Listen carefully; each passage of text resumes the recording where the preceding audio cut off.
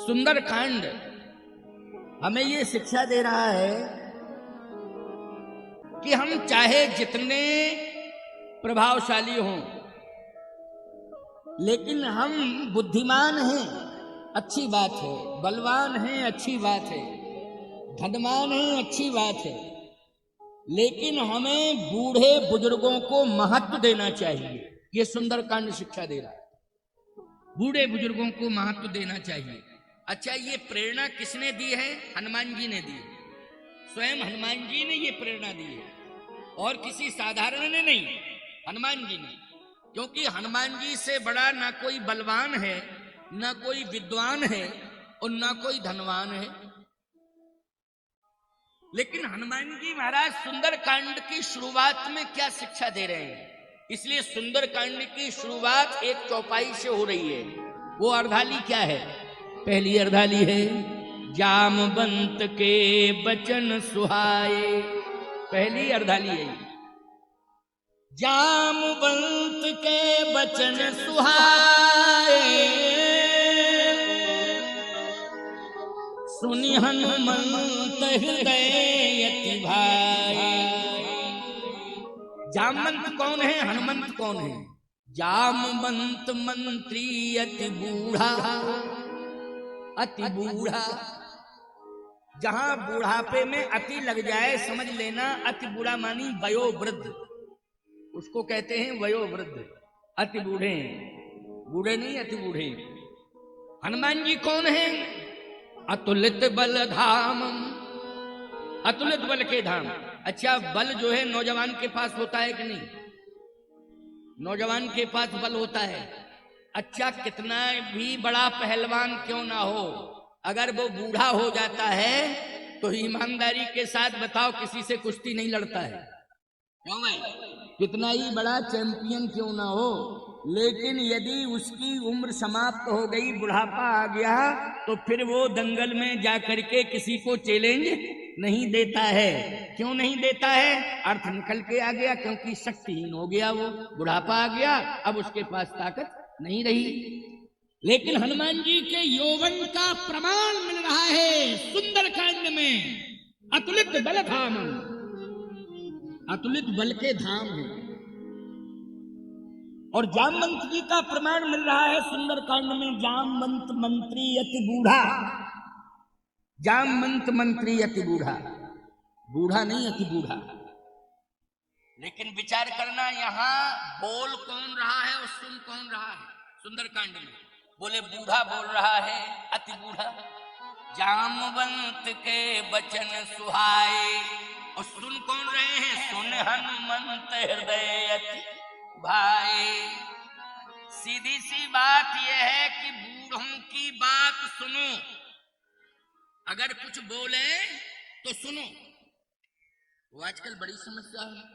अगर बूढ़े के बगल में नौजवान को लिटा दो रात्रि में, और बूढ़ा कहे कि एक गिलास पानी दे दे भैया, भले ही रात के 12 बजे प्यास लग रही है, एक गिलास पानी पिला दे, तो पानी तो पिलाएगा नहीं, ये कहेगा कल से तुम्हारे बगल में नहीं लेटेंगे, तुम नींद खराब करते हो, दिमाग खराब करते हो, कल से नहीं आएंगे तुम्हारे पास। झुंझला देगा, पता नहीं क्या क्या सुना देगा, पानी देगा नहीं, बातें चार सुना देगा। यही कंडीशन है कि नहीं? ये सुंदरकांड शिक्षा दे रहा है। यदि हनुमान जी से कुछ तुम प्राप्त करना चाहते हो देश के नौजवानों, तो हनुमान जी का पहले यही संदेश है कि अपने से बड़े बुजुर्गों का सम्मान करना सीखो, उनकी बात मानना सीखो, उनकी सेवा करना सीखो। हम सब कुछ दे देंगे, तुम जो तुम चाहोगे हम सब कुछ दे देंगे, लेकिन शर्त यह है, सुंदरकांड में हनुमान जी ने स्पष्ट कहा कि तुम्हें बूढ़े बुजुर्गों की बात सुननी पड़ेगी और उनकी सेवा करनी पड़ेगी, करनी पड़ेगी, सेवा सुननी पड़ेगी। अब एक प्रश्न उठता है, एक सज्जन कहने लगे, महाराज जी बूढ़ा व्यक्ति उम्र में तो बूढ़ा है, लेकिन अगर वो सही अपने दिमाग से कोई सलाह नहीं दे पा रहा है तो हम क्या करें उस समय? देखिए, उसका भी तर्क अपनी जगह ठीक ही है, बहुत बढ़िया बात है, सुनते जाओ। सुंदरकांड आ गया ना, इसलिए सुंदरकांड में तो बहुत रहस्य हैं। उसने कहा कि यदि कोई बूढ़ा आदमी अगर उसका दिमाग ज्यादा अच्छा काम नहीं कर रहा है और वो समाधान सही नहीं दे पा रहा है तो हमें क्या मानना चाहिए। मैंने कहा सुनो, बूढ़े व्यक्ति का सम्मान होना चाहिए। क्या होना चाहिए? सम्मान होना चाहिए। अच्छा, वो कुछ भी बोल रहा है तो तुम्हें सुनने में क्या दिक्कत है? भाई सुन तो लो, सुनने में क्या दिक्कत है तुम्हें? भाई ठीक है, तुम्हारा विवेक क्या कह रहा है, तुम बुद्धिमान हो। जैसे जामवंत जी ने जो कहा हनुमान जी ने सुने, लेकिन उससे ज्यादा किया है हनुमान जी ने, क्योंकि जो भी हनुमान जी के सामने चुनौती आई, परिस्थिति आई, हनुमान जी वैसा समाधान करते गए। लेकिन इसका मतलब ये नहीं है कि हनुमान जी ने ये कह दिया हो कि नहीं हम तुम्हारी बात नहीं मानेंगे, नहीं सुनेंगे, अब हम जा रहे हैं, अपने दिमाग से काम करेंगे। नहीं, बकवास करने की आवश्यकता नहीं। बूढ़े बुजुर्गों से कभी जवान नहीं लड़ाना चाहिए, कभी बकवास नहीं करनी चाहिए। बस प्रणाम करो, उनके दो शब्द सुन लो, बस यही कहो आप तो आशीर्वाद दो, बस कार्य सफल हो। भाई इतना कहने की जरूरत है। बोलो भाई इतना ही कहने की, आप तो आशीर्वाद दो, सब कुछ ठीक हो जाएगा। मैं जा रहा हूं, प्रणाम कर रहा हूं, आप आशीर्वाद दो, आपके आशीर्वाद से सब हो जाएगा। इतना कहने में ही ईमानदारी से बताओ, वो पूरे दिन भर बैठा बैठा तुम्हें आशीर्वाद ही देता रहेगा कि कम से कम प्रेम से दो शब्द बोल करके गया। दिन भर बैठा बैठा तुम्हें आशीर्वाद देता रहेगा। इसलिए बूढ़े बुजुर्ग जो है घर के देवता हैं। समझ गए हो कि नहीं? ये मूर्तियां हैं, मूर्तियां। मूर्तियों का प्रभाव बड़ा होता है, लेकिन मूर्ति बोलती नहीं है। बोलो भाई, मूर्ति का प्रभाव बहुत बड़ा होता है, लेकिन मूर्ति बोलती नहीं है। अब तुम ये क्या तर्क दोगे कि मूर्ति पत्थर की तो बुद्धि भी पत्थर की, और ये बेवकूफी मानी जाएगी। क्यों भाई? भाई मूर्ति पत्थर की तो बुद्धि पत्थर की, ये तो बहुत बड़ी बेवकूफी मानी जाएगी।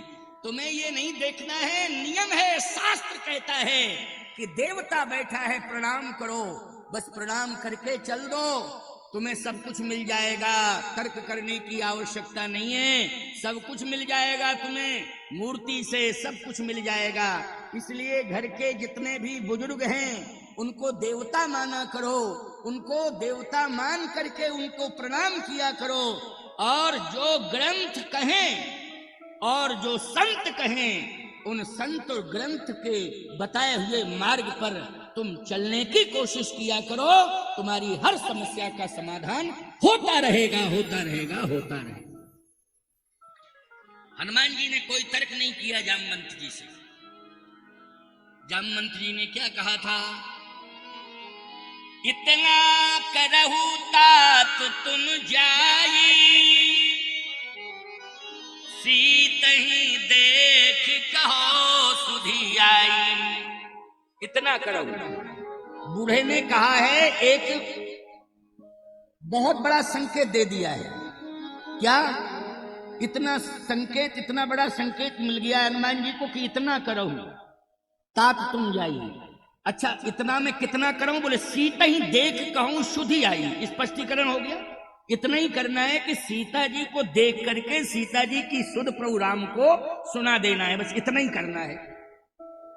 अच्छा, हनुमान जी महाराज ने जितना जामवंत जी ने कहा उतना ही किया क्या?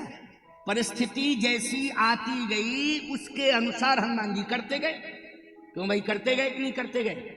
इसलिए तो सुंदरकांड को ठीक से पढ़ना चाहिए। लेकिन बूढ़े का सम्मान किया है हनुमान जी ने। सीता जी की सुध तो प्रभु राम को सुनाई ही है, लेकिन हनुमान जी महाराज ने जो भी परिस्थिति आती गई, बुद्धिमताम वरिष्ठम है, विवेक से डिसीजन लेते गए, निर्णय लेते गए और समस्या का समाधान करते गए। बुद्धि इसलिए होती है, साथ में रहती है कि कोई भी समस्या आवे तो बुद्धि से निर्णय लो, बुद्धि से ही उसका समाधान कर दो।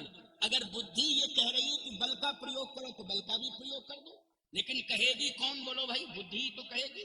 कहेगी बुद्धि कि बल का प्रयोग करो, बुद्धि कहेगी निश्चित रूप से तो बल का प्रयोग करो। उस समय बुद्धि उस समय जो भी डिसीजन दे रही है, विवेक तुम्हारा हटना चाहिए, लेकिन बुद्धि कह रही है कि आने दो, आने दो, आने दो, कुश्ती लड़ो, लड़ो कुश्ती। जिंदगी भर का काजू किशमिश 2 सेकंड में गायब हो जाएगा, कुछ भी नहीं बचेगा तुम्हारे पास, केवल गरुड़ पुराण बचेगा। क्यों नहीं, क्या बचेगा? केवल गरुड़ पुराण बचेगा और कुछ नहीं बचेगा। इसलिए मैं कहना चाहता हूं कि बुद्धि को भी जागृत करना है। ये सुसुप्ति अवस्था वाली बुद्धि है, क्योंकि सोई हुई अवस्था में दिमाग काम नहीं करता है। क्यों भाई, व्यक्ति सो जावे तो फिर दिमाग काम नहीं करता, क्योंकि बुद्धि सो गई। जागृत होना चाहिए बुद्धि। बुद्धि जागृत कैसे होगी? गोस्वामी जी ने रामायण में कहा है, हे बिन सत्संग विवेक न होई, बिन सत्संग विवेक न होई, बिन सत्संग विवेक न होई, बिन सत्संग विवेक न होई, नाम कृपा बिन सुलभ न सोई, राम कृपा बिनु सुलभ न सोई, नाम कृपा बिन सुलभ न सोई, राम कृपा बिनु सुलभ न सोई।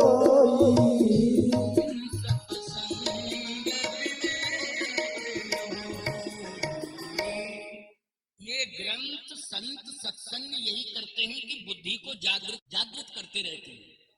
आपका विवेक जो है जागृत अवस्था में रहेगा, और जागृत अवस्था में रहेगा तो आपकी बुद्धि से आपके द्वारा कोई गलत काम नहीं होगा।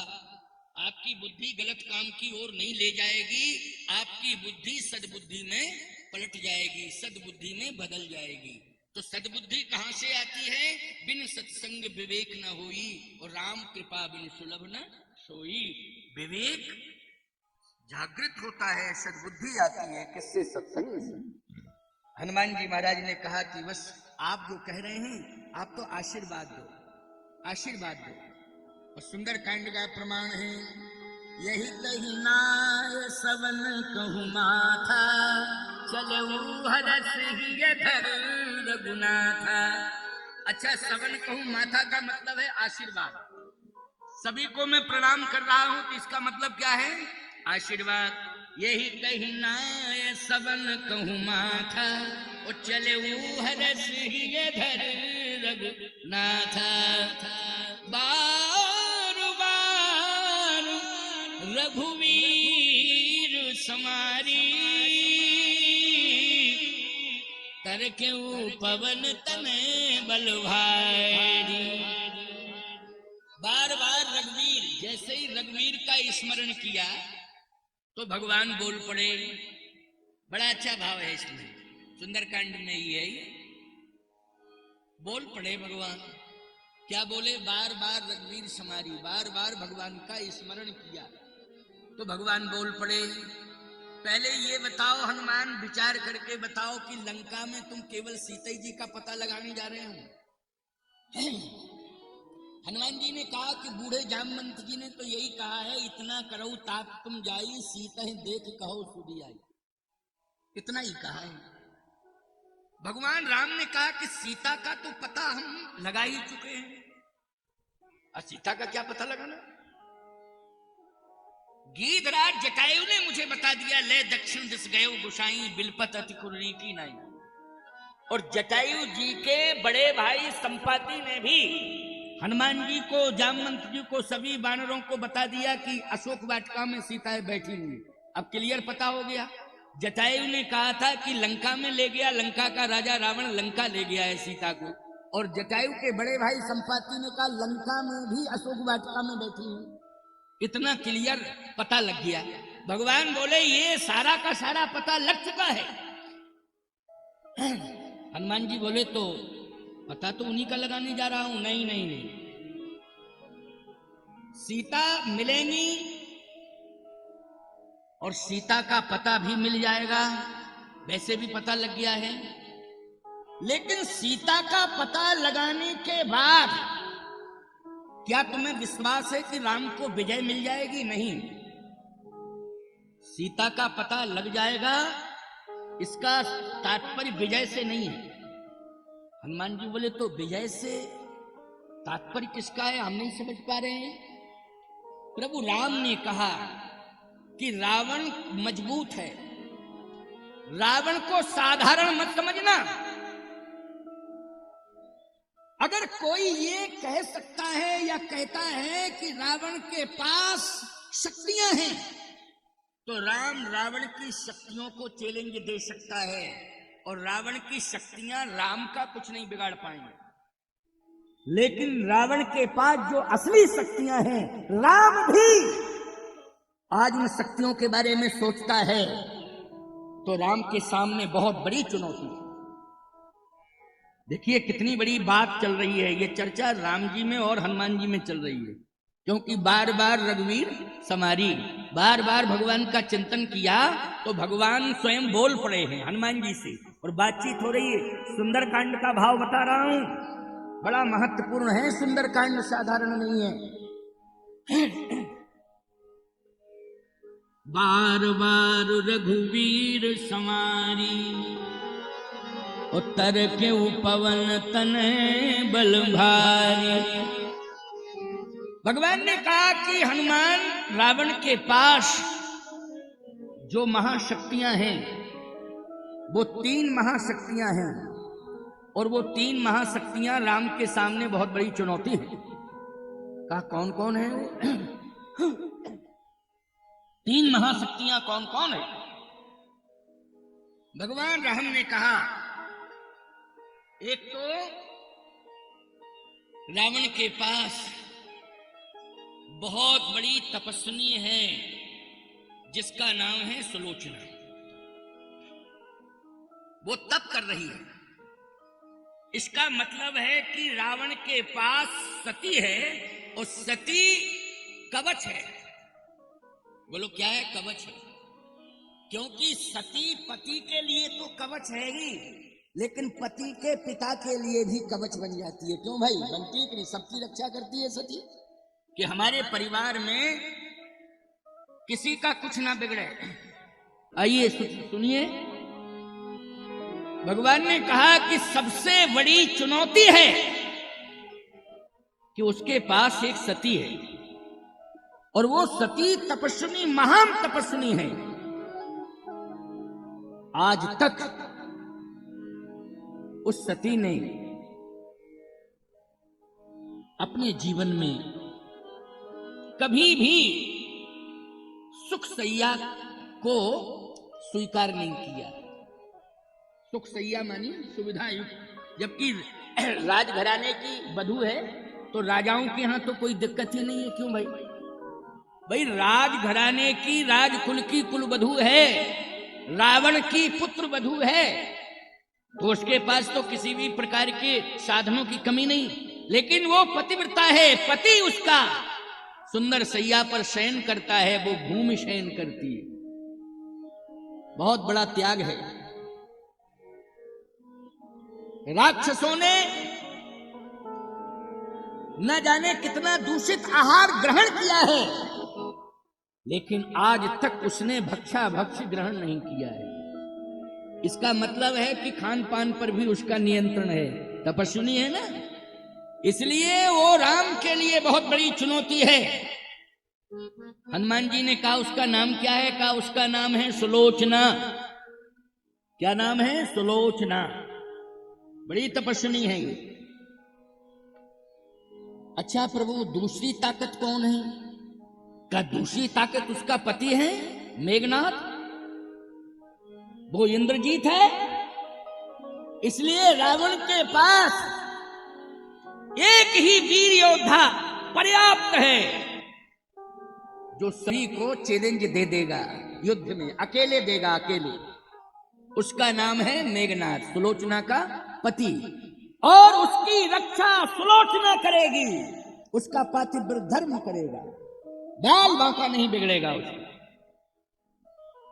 अच्छा, बात भी सही है कि मेघनाथ की रक्षा कौन करेगा? पातिव्रत धर्म करेगा सुलोचना का, क्योंकि वो पति है मेघनाथ का। दूसरी ताकत है मेघनाथ, दूसरी ताकत है मेघनाद। हनुमान जी ने कहा अच्छा ये हो गया वीर, इंद्रजीत है वो। हनुमान जी ने कहा अच्छा इंद्रजीत है। तीसरी ताकत क्या है? भगवान ने कहा तीसरी ताकत रावण के पास है विभीषण जैसे संत की। इतना भजन करता है, इतना भजन करता है वो कि जब तक वो भजन करता रहेगा, लंका में रहेगा, लंका का बाल बांका नहीं होगा। हनुमान जी ने कहा अच्छा तीसरी ताकत है संत विभीषण की। तो विभीषण जैसा संत भजन कर रहा है। और अगर सुलोचना का पति इंद्रजीत है मेघनाद, तो उर्मिला का पति लक्ष्मण इंद्रिय जीत है। इंद्रियों को जीत लिया है, इंद्रियों को जीत लिया है। बात भी सही है। क्यों भाई, लक्ष्मण ने इंद्रियों को जीत लिया कि नहीं? राग रोशीर शामद मोह, राग रोशीर शामद मोह, राग रोशीर शामद मोह, राग रोशीर शामद मोह, जन सपन्यों के बस हो, जन सपन्यों के बस हो, जन सपन्यों के बस हो, जन सपन्यों के बस हो, सकल प्रकार विकार बिहाई, सकल विकार बिहाई, मन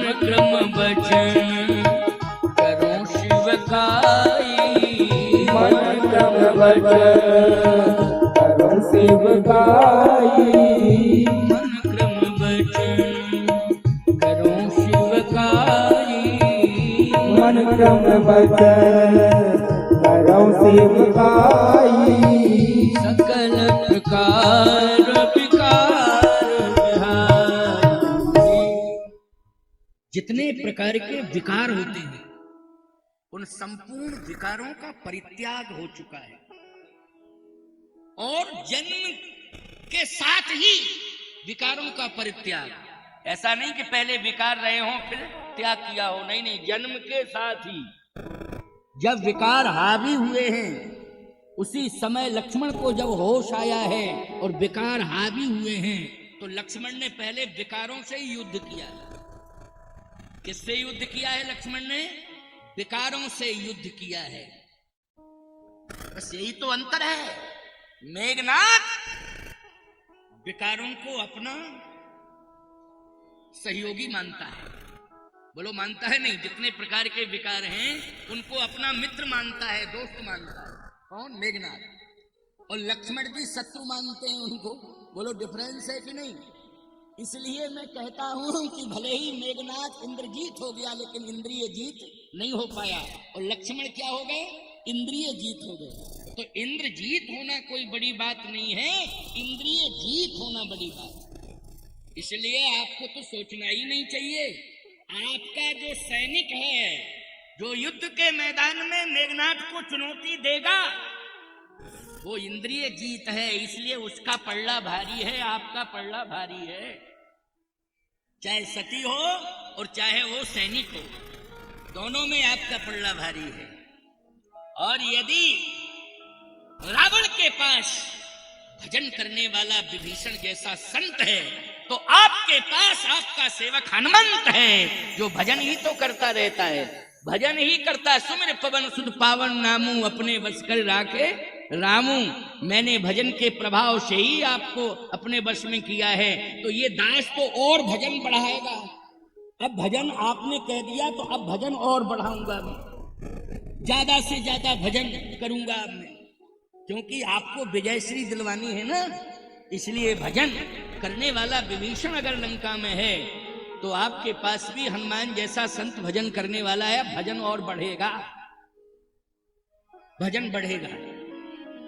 आजकल क्या बतावें, भजन कम बढ़ रहा है, वजन ज्यादा बढ़ रहा है।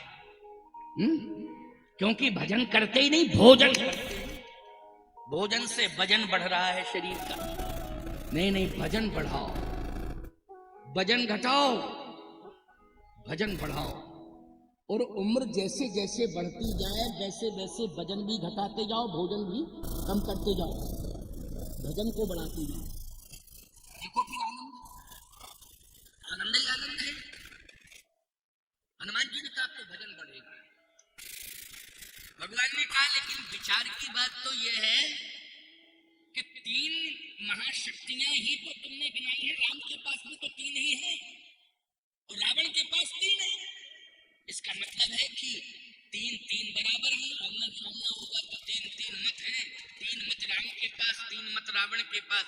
अच्छा भाई, इलेक्शन में अगर पक्ष विपक्ष को 3 मत मिल जाएं बराबरी के तो समस्या खड़ी हो जाएगी कि नहीं हो जाएगी?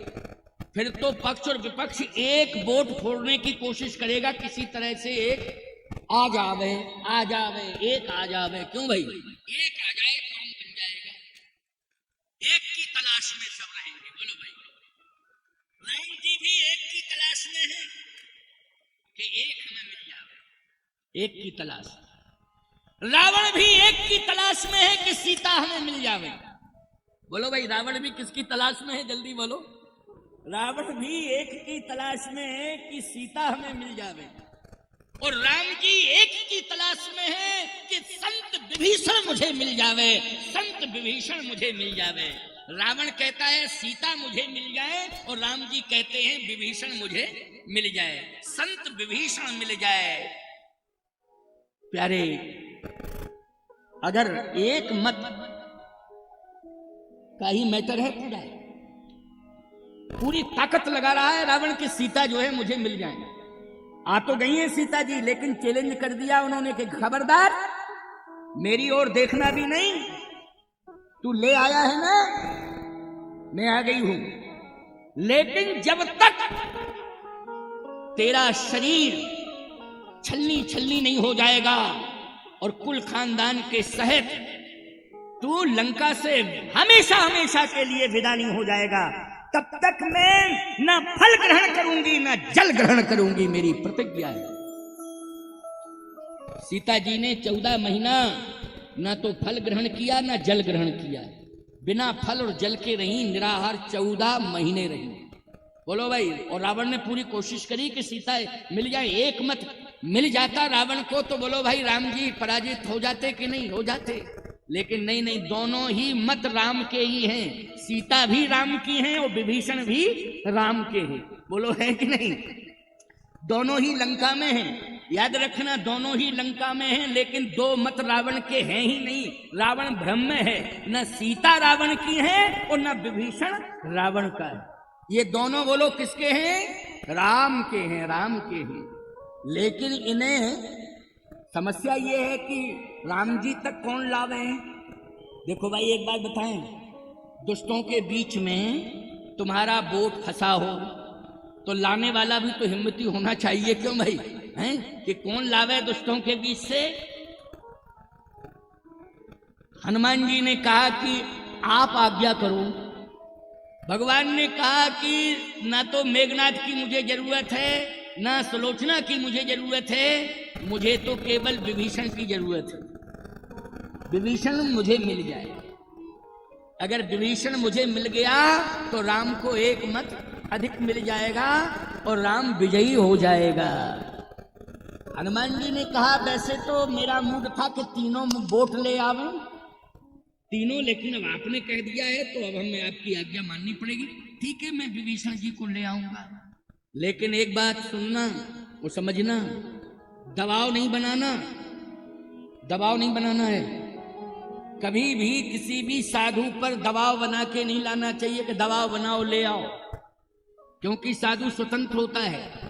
अच्छा बोलो, मतदाता भी स्वतंत्र ही होता है कि नहीं? स्वतंत्र भारत में मत देने वाला स्वतंत्र होता है, उससे स्वतंत्र अधिकार है, विवेक का अधिकार है उसका, कि उसका विवेक जो कहेगा वो करेगा, स्वतंत्र है वो। लेकिन कोई यदि दबाव बना देता है मतदाताओं के ऊपर और जबरदस्ती मत लेता है तो प्रजातंत्र की हत्या कर रहा है वो। सीधी सी बात।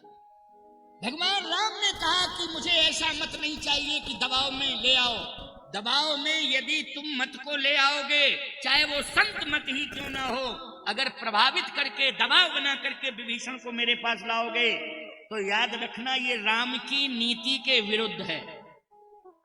राम की नीति के विरुद्ध है। राम तो उसे चाहता है जो राम को सहज में ही स्वीकार कर ले और राम के प्रति आस्था हो, श्रद्धा हो, तब राम स्वीकार करता है।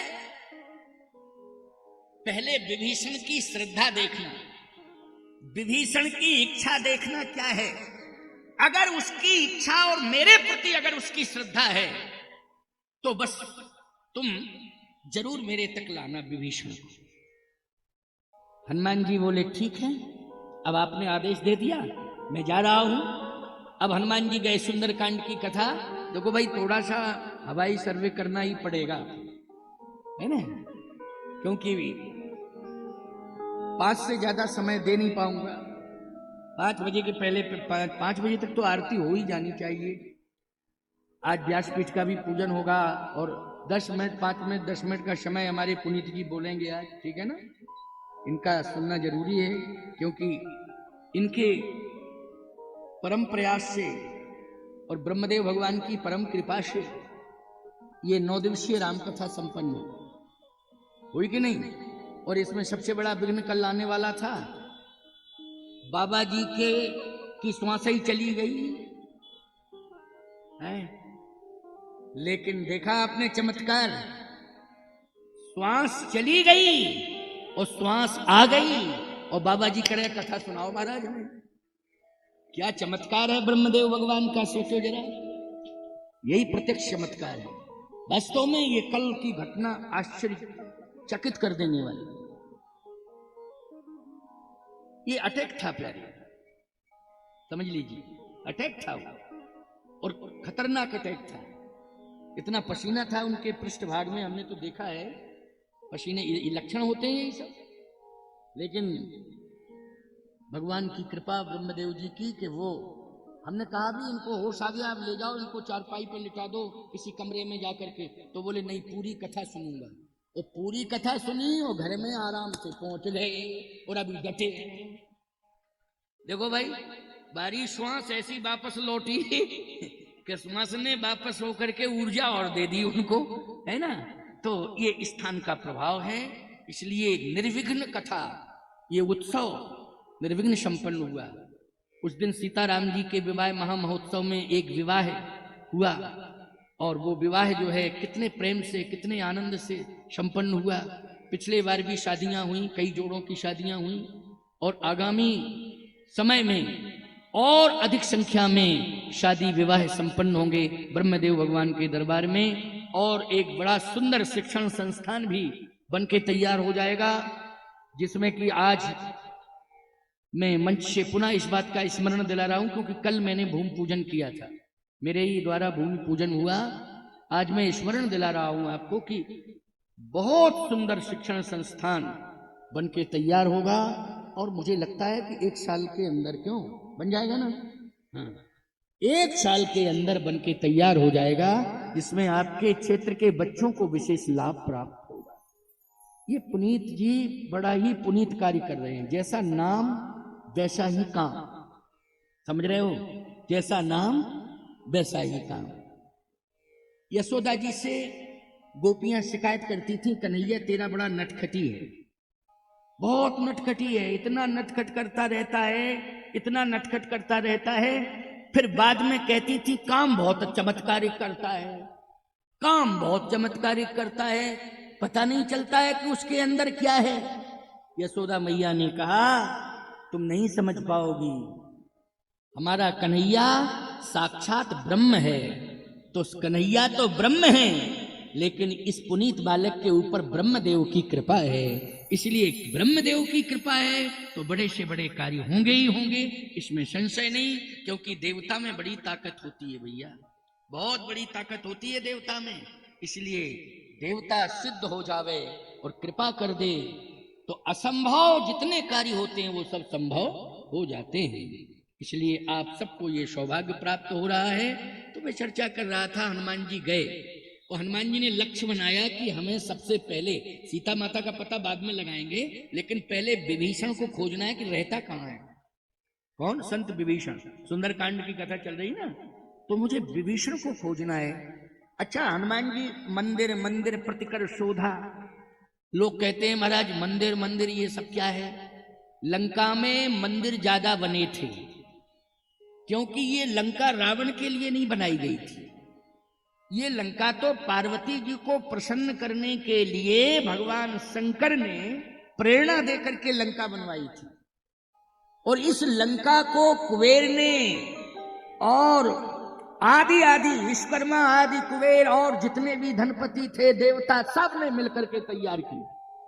क्यों? पार्वती जी की इच्छा थी। पार्वती जी की इच्छा क्या थी? बहुत समय हो गया कैलाश पर्वत पर बैठे बैठे, अरे कहीं और जगह भी तो ले चलो, भगवान ले चलो। तो भगवान शंकर ले आए पार्वती को स्मशान पर, मरघट पर। पार्वती बोली ये क्या कर रहे हो आप? भगवान शंकर बोले कैलाश से जब उतरता हूं, एक घर मेरा कैलाश है और दूसरा घर मेरा मरघट है। भाई तुम्हें कैलाश में अच्छा नहीं लगता तो मरघट में, ये भी हमारा घर है। पार्वती जी ने कहा आपके घर बड़े विचित्र हैं। भगवान शंकर बोले हाँ हमारे तो यही घर हैं। अगर तुम्हें घर की अपने बाप को भेज देती कि घर देख के आओ, भेजा ही किसी ने, बाबा को भेज दिया नारद जी को। और नारद जी आए तो नारद तो संत हैं, उन्होंने कहा बहुत अच्छा है।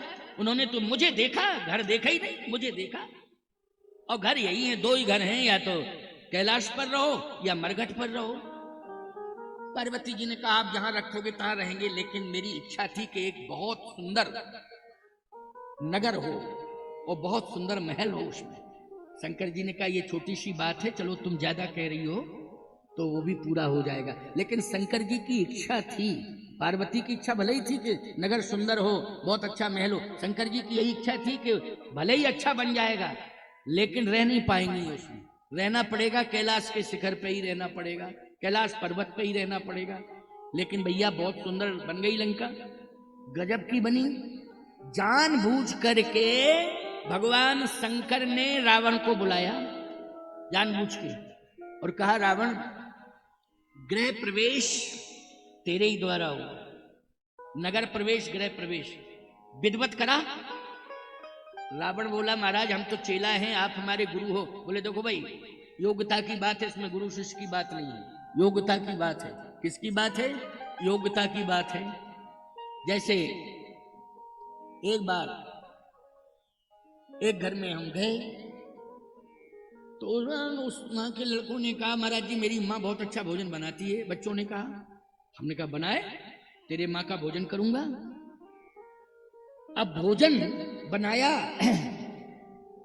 तो बोले महाराज भोजन कैसा लगा?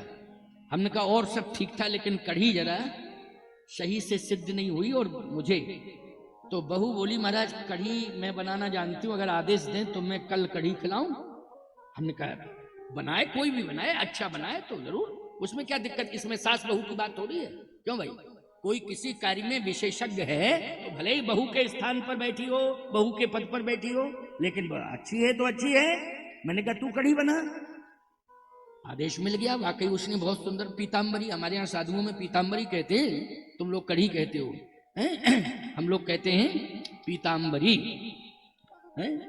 साधु संत लोग जिस दिन हम लोगों के यहाँ विदाई होती है ना, विदाई, तो उस समय कहते हैं संत के कड़ी बनवाओ पीताम्बरी। क्यों? बोले कड़ी पकौड़ी बेसन की, रास्ता पकड़ो टेशन की।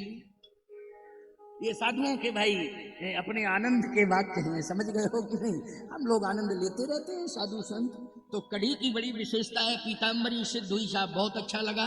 तो विशेषज्ञ कौन है? रावण था। शंकर जी ने कहा कि नहीं, गुरु शिष्य की बात नहीं, तू ही कराएगा ये पूजन और तू ही गृह प्रवेश नगर प्रवेश का मुहूर्त सुंदर बता और उसमें विधिवत पूजन करा। रावण आ गया। शंकर जी की खुद इच्छा थी रावण को बुलाने की, प्रेरणा दी। अच्छा एक बात आपको और बता दें, रावण अगर लंका नहीं पाता तो अभिमानी नहीं बनता। आपको सत्य बता रहा हूं, अभिमानी नहीं बनता। लंका पाने के बाद अभिमान बढ़ गया। अभिमानी तो था लेकिन महाअभिमानी बन गया लंका को पाकर के। अभिमानी तो था। तो शंकर जी ने कहा कि अभिमानी हो गया है, इसके पास ज्ञान का अभिमान है, इसके पास तप का अभिमान है। तपस्या बहुत की थी रावण ने, बहुत तपस्या की रावण ने। इसके पास तप का अभिमान हो गया, ज्ञान का भी अभिमान हो गया इसके पास, और बल का भी अभिमान हो गया है। अब धन का अभिमान और आ जावे। क्या आ जावे? धन का अभिमान हो जावे। तो हम यही चाहते हैं कि निश्चित रूप से अभिमान के कारण ये मरेगा, लेकिन मैं चाहता हूं कि मरे तो प्रभु राम के हाथों से मरे, कम से कम राम के हाथों से मरेगा तो कुछ ना कुछ तो इसका लाभ हो ही जाएगा, इसका कल्याण हो ही जाएगा। राम के हाथ से मरे तो कल्याण हो जाएगा। अच्छा सही बताओ, ऐसा कल्याण हुआ कि हर दशहरा के दिन राम ही को आना पड़ता है रावण मारने के लिए। बोलो, आना पड़ता है हर दशहरा को, राम ही को आना पड़ता है। ये नहीं कि एक बार राम ने मार दिया अब कोई और मारे ना। हर दशहरा के दिन श्री राम को ही आना पड़ता है रावण को मारने के लिए। इसलिए मैं कहता हूं, राम जब आते हैं रावण को मारने के लिए तो हमारे यहाँ विजय दशहरा होता है। क्या होता है? विजय दशहरा होता है। और सनातन धर्म में विजयादशमी सबसे बड़ी विजय की दशमी मानी जाती है सनातन में, इसलिए सबसे महत्वपूर्ण दशमी विजय की दशमी मानी जाती है। तो कहने का तात्पर्य मेरा ये है कि शंकर जी ने सोचा कि चलो भाई रावण को बुलाएं। अच्छा अच्छा,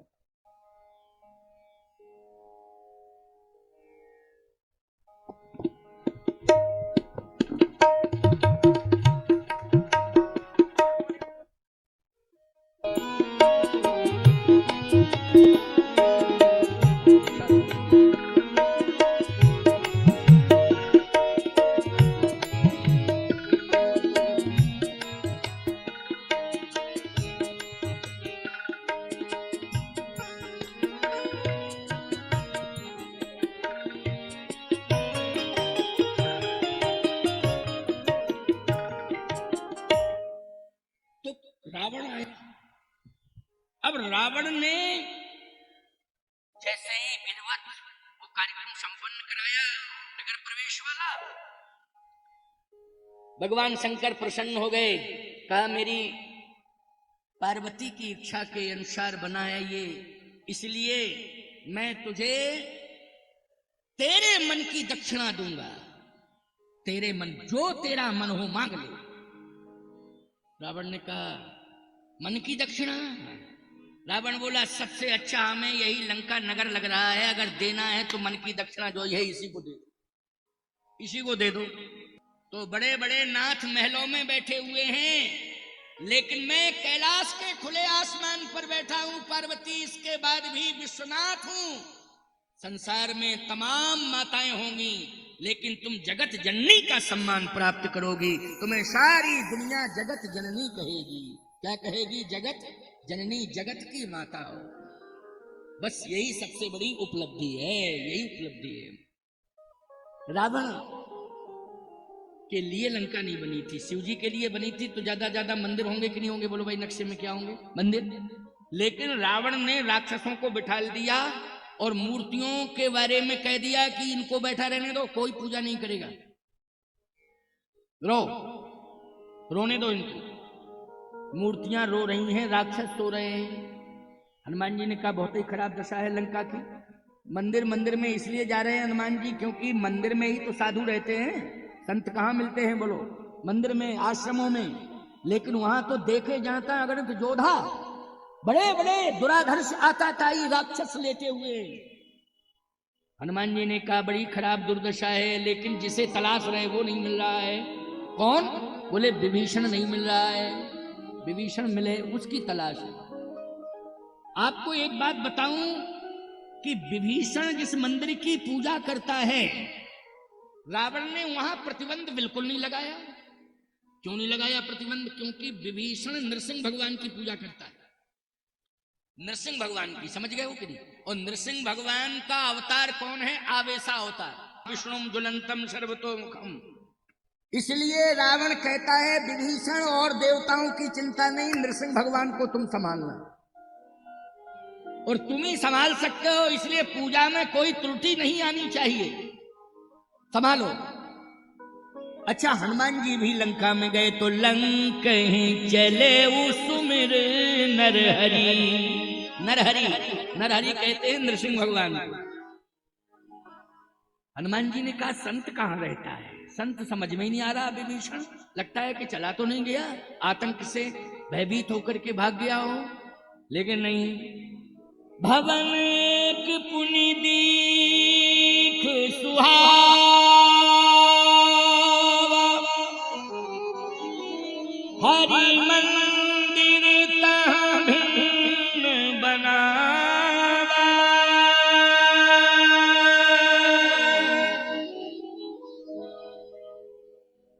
हरि मंदिर तहाँ भिन्न बनावा।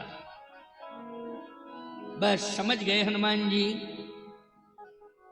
यहां निश्चित रूप से विभीषण जैसे संत ही रहते होंगे, विभीषण जैसे संत होंगे अवश्य, क्योंकि हरि मंदिर तहाँ भिन्न बनावा।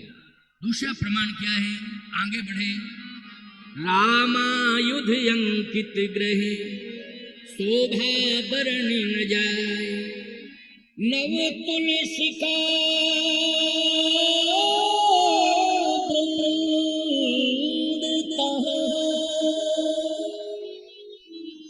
देख हरस कपीरा। नव तुलसी का वृंद ता देख हरस कपीरा। हनुमान जी ने कहा तुलसी हरी भरी है, इसका मतलब है जल देने वाला कोई है। क्यों भाई, तुलसी जहां हरी भरी हो तो कन्फर्म है कि कोई ना कोई जल डालता है तुलसी में। अच्छा, एक नहीं, नव तुलसी का वृंद मानी समूह है, तुलसी ही तुलसी, और पूरी तुलसी हनुमान जी ने जहां निगाह डाली हरी भरी। हनुमान जी ने कहा निश्चित साधु रहता है, संत रहता है, विभीषण ही होगा। यही सन हट करी हो पहचानी, यही सन हट करी हो पहचानी। साधुत होई न कारज हानि, साधुत होई न कारज हानि। साधुत होई न कारज हानि, साधुत होई न कारज हानि। साधुत होई न कारज हानि, साधुत होई न कारज हानि। यही समझ कर हो पहचान। निश्चित संत रहता है, संत रहता, मुझे जरूर वहां समीप में पहुंचना चाहिए। हनुमान जी जब पहुंचे तो दीवार जो भवन की थी ना, जहां विभीषण सो रहा था, वो दीवार राम राम राम राम राम राम राम दीवार बोल रही थी, दीवार से आवाज आ रही थी। सोचो जरा कितनी भक्ति की है उसने, कितना भजन किया है कि दीवाल जो जड़ है राम नाम के प्रभाव से उसमें चैतन्यता आ गई, वो दीवाल भी राम राम राम राम राम। हनुमान जी ने कहा गजब है भैया, बहुत ऊंचा संत है वास्तव में। जहां अंदर दीवाल के अंदर संत रह रहा है, सो रहा है, दीवार राम राम राम राम राम राम कह रही। हनुमान जी ने अपने मन को समझाया और कहा मन, अब तू संतुष्ट हो गया कि नहीं? जिसकी तलाश में कर रहा था आज वो मिल गया है। मन, आज तेरा कार्य पूरा हो गया। भी नहीं, मन कहता है जब संत आपकी बात मान जाए तब। अभी तो अंदर है वो, मानता है कि नहीं मानता है, मिलो उसने इनकार कर दिया तब क्या करोगे? मन कहता है नहीं नहीं, बात मान जावे संत तब मैं प्रसन्न होऊंगा। हनुमान जी ने कहा वो भी कोशिश करता हूं। हनुमान जी राम राम राम राम राम राम राम राम राम राम राम राम बड़ी जोर जोर से कहने लगे राम राम राम राम। सुनत विभीषण उस कहीं आए। विभीषण ने कहा अरे लंका में राम राम कहने वाला कौन आ गया? मेरे अलावा तो कोई लंका में राम राम कहता ही नहीं था, लेकिन कौन आया? विभीषण जी तुरंत ही उठ के आए अंदर से बाहर। जैसे ही अंदर से बाहर आए, बहुत ही बढ़िया बात है, सुनो, बहुत ध्यान से सुनना। विभीषण जी ने जैसे ही हनुमान जी को देखा तो नेत्रों से प्रेम आंसू छलक पड़े। हनुमान जी ने कहा, ये आंसू क्यों निकाल रहे हो? विभीषण जी ने कहा, ये प्रेम के आंसू, वो आपको देख करके मेरे प्रेम के आंसू निकले। मुझ में क्या ऐसी विशेषता है? कहा, विशेषता यही है कि भेष बदल करके भगवान आ गए। आज मेरा भजन सफल हो गया है, क्योंकि भेष बदल करके मेरे सामने भगवान खड़ा है। ये की तुम राम दीन अनुरागी, तुम राम दीन अनुरागी, तुम राम दीन अनुरागी, आयु मोहे करन बड़ भागी, आयु मोहे करन बगी, आयु मोहि करन बड़ भागी, आयु मोहे करन बड़ भागी, तुम राम दीन अनुरागी। आप राम हैं, भेष बदल के आए। इस दीन पर आपकी बड़ी कृपा हो गई है, इसलिए प्रभु मुझे स्वीकार करो, स्वीकार करो। और जैसे ही चरण पकड़ने की कोशिश की, हनुमान जी ने रोका, नहीं नहीं, मैं सत्य कहता हूं, मैं राम नहीं हूं, मैं राम नहीं हूं। तो फिर विभीषण जी ने कहा, आप राम नहीं है तो राम के दास हैं। कि तुम हरिदासन मह कोई, मोरे हृदय प्रियस होई। आप राम नहीं है तो आप राम के दास हैं। हनुमान जी ने कहा, नहीं, मैं राम का दास भी नहीं हूं, मैं राम नहीं हूं ना राम का दास हूं। विभीषण जी ने कहा, फिर कौन है आप? हनुमान जी ने कहा कि मैं प्रभु राम के दासों का दास, दासानुदास हूं। मतलब सीधी सी बात है, आप राम के दास हैं, मैं आपका दास हूं। ये है दीनता की पराकाष्ठा, समझ गए हो ना? ये दैन्यता की पराकाष्ठा है प्यारे। इसलिए वो हनुमान है, जो सबका सम्मान करे वही हनुमान होता है प्यारे। जो सबका सम्मान करे वही हनुमान होता है, वही हनुमान होता है आज। और जो सबका अपमान करे वही अभिमान होता है। जो सबका अपमान करे वो अभिमान होता है, और जो सबका सम्मान करे वो हनुमान होता है, वो हनुमान होता है। इसलिए अपमान मत करो, बन सके तो सम्मान करो, और नहीं तो अपमान तो करो ही नहीं करना चाहिए। आइए मेरी बात को सुनिए। विभीषण जी ने कहा कि इस भाषा का प्रयोग साधारण नहीं कर सकता है। पहले आप ये बताओ, आपको प्रभु राम ने ही भेजा है ना? हनुमान जी बोले, भेजा तो प्रभु राम ने ही। विभीषण जी बोले, जो रघुवीर अनुग्रह कीन्हा, तो तुम मोहि दरस दीना।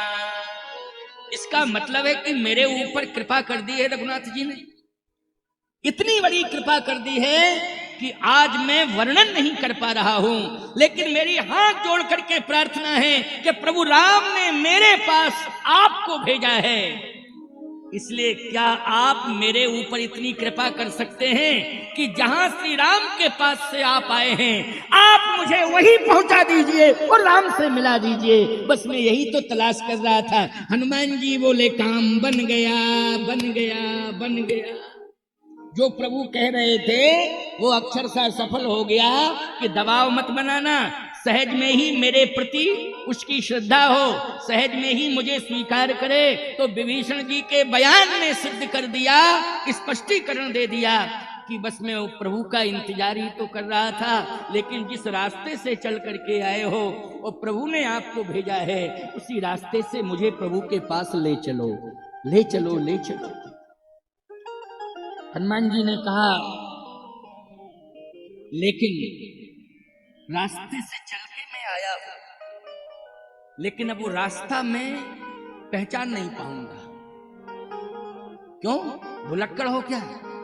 जल्दी भूल जाते हो? हैं? जल्दी भूल जाते हो?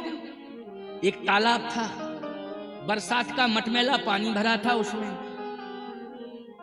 हमारा एक ड्राइवर था, अब तो वो दुनिया से चला गया। जब वो आया मेरे पास में और थोड़ा ज्यादा बूढ़ा हुआ, आंखें वैसी हुई, तो तालाब में पानी मटमैला भरा हुआ था बरसात का।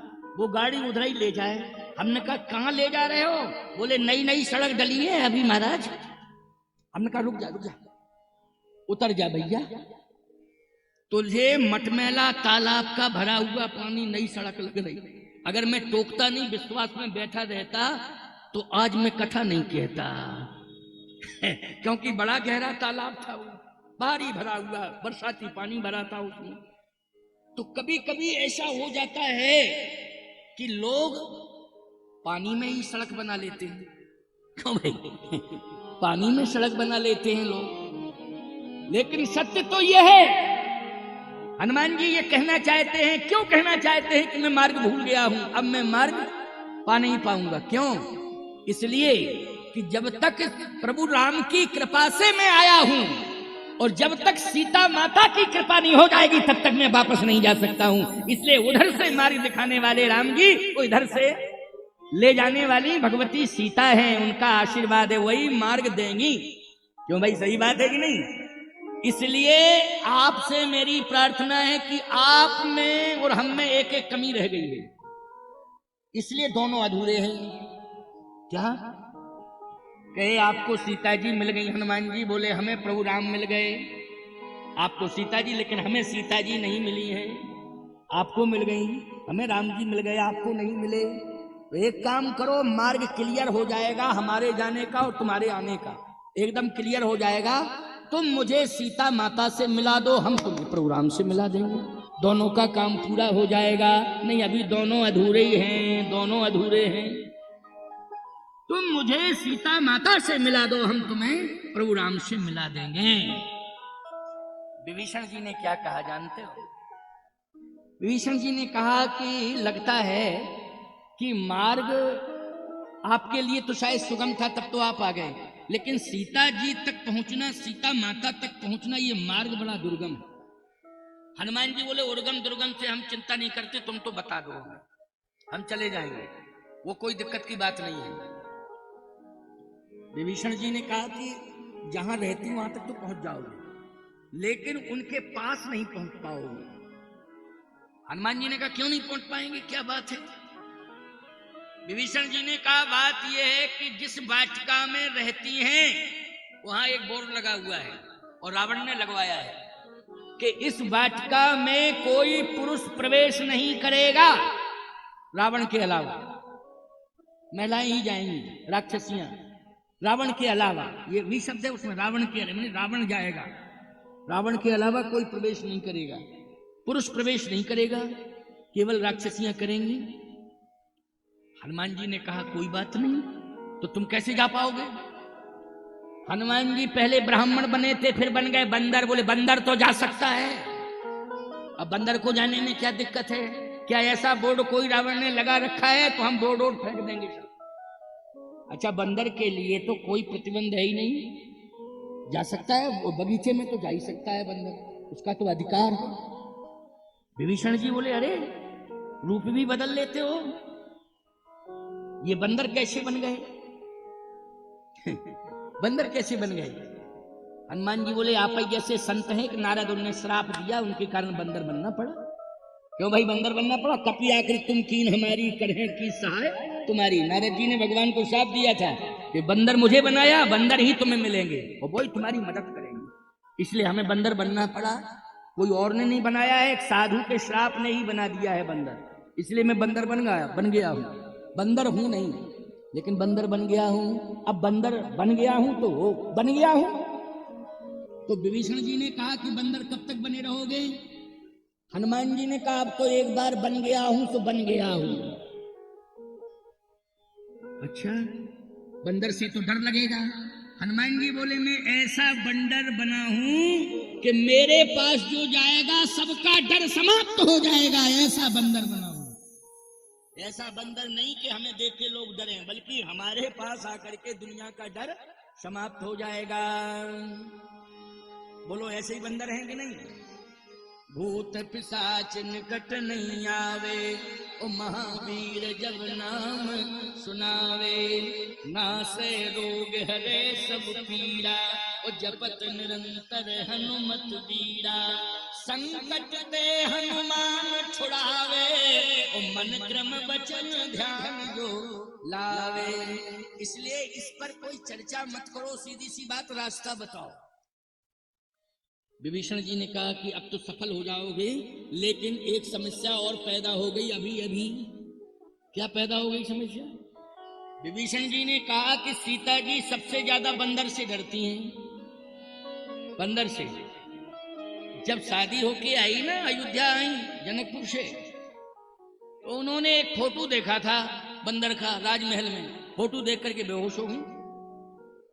विभीषण जी ने कहा जब फोटो देख करके, चित्र देख करके बेहोश हो सकती हैं जानकी जी, तो आप तो ओरिजिनल बंदर हो, और वो भी चित्र नहीं विचित्र है, विचित्र। हनुमान जी ने कहा तो उपाय तो बताओ कुछ, आप ही बता सकते हो उपाय, जाना तो है ही है। युक्ति विभीषण सकल सुनाई, चले पवन सुत विदा कराई। युक्ति बताई क्या? कि डायरेक्ट मत जाना, जिस वृक्ष के नीचे बैठी हैं उस वृक्ष की डाली पर बैठ जाना, पत्तों में छिप जाना। आपकी वाणी में जादू है। आपने वाणी से जो मुझे राम का नाम और राम की कथा सुनाई, तब हनुमंत कही सब राम कथा निज नाम। उस कथा को सुनकर के मैं बहुत प्रभावित हुआ। जिंदगी में कभी ऐसी कथा ही नहीं सुनी, जिंदगी में ऐसी कथा नहीं सुनी। वाणी में बहुत चमत्कार है, वाणी विशारद हैं आप। इसलिए आप जिस तरह से कथा सुना करके मुझे प्रसन्न प्रभावित किए, सीता जी को भी आप कथा सुनाइएगा। और कथा सुनाएंगे आप तो इतनी प्रसन्न हो जाएंगी कि सारा का सारा भय और संकट दूर हो जाएगा। तो सबसे पहले आप कथा सुनाना। हनुमान जी ने कहा कथा तो हमारा मुख्य विषय है, इसलिए मैं कथा सुनाऊंगा। आपने कह दिया तो और सुनाऊंगा। अब हुआ क्या प्यारे, सुनिए जरा। हनुमान जी गए और जैसा बताया था विभीषण जी ने कि छलांग लगाना, सीधा वृक्ष की डाली पर बैठ जाना और कथा सुनाना। हनुमान जी जैसे ही डाली पर बैठे तो वास्तव में सीता जी की तो स्थिति बड़ी विषम है। कैसी विषम है? केवल अस्थियां हैं शरीर में। कृष्णतन, कृष्णतन का अर्थ क्या है? हड्डी हड्डी दिखाई दे रही है। हे कृष्णतन शीस जटाई कबैनी, कृष्णतन शीस जटाई कबैनी, कृष्णतन शीस जटाई कबैनी, कृष्णतन शीस जटाई कबैनी। जपत हृदय रघुपति गुण श्रेणी, जपत हृदय रघुपति गुण श्रेणी, जपत हृदय रघुपति गुण श्रेणी, जपत हृदय रघुपति गुण श्रेणी। कृष्णतन शीस जटाई कबैनी। ये जो केस थे ना, ये जटा के रूप में परिणत हो गए, जटा बन गई। ये जटा क्यों बन गई? देखो, केसों में अगर तेल कंघी का प्रयोग ना किया जाए तो उलझ जाते हैं, जटा बन जाते हैं। ये महात्मा लोग जटा कैसे बनती हैं? तेल और कंघी का प्रयोग नहीं करते हैं, पर जटाएं बन जाती हैं। इसलिए माताएं केस ना उलझ जाएं, इसलिए रोज तेल कंघी केशों में करती हैं। है ना, क्योंकि केश हैं, उलझ गए, जटा बन गई, तो याद रखना वो नारी का स्वरूप विचारणीय हो जाएगा। नारी के केश की जटा अगर बन जाती है तो विचारणीय और सोचनीय है। क्यों भाई, है ना, विचारणीय और सोचनीय है। इसलिए श्रृंगार करना बहुत आवश्यक है। लेकिन एक बात का ध्यान रखना, सीता जी ने लंका में क्यों श्रृंगार त्यागा? क्योंकि श्रृंगार पति की उपस्थिति में किया जाता है, ये नियम है।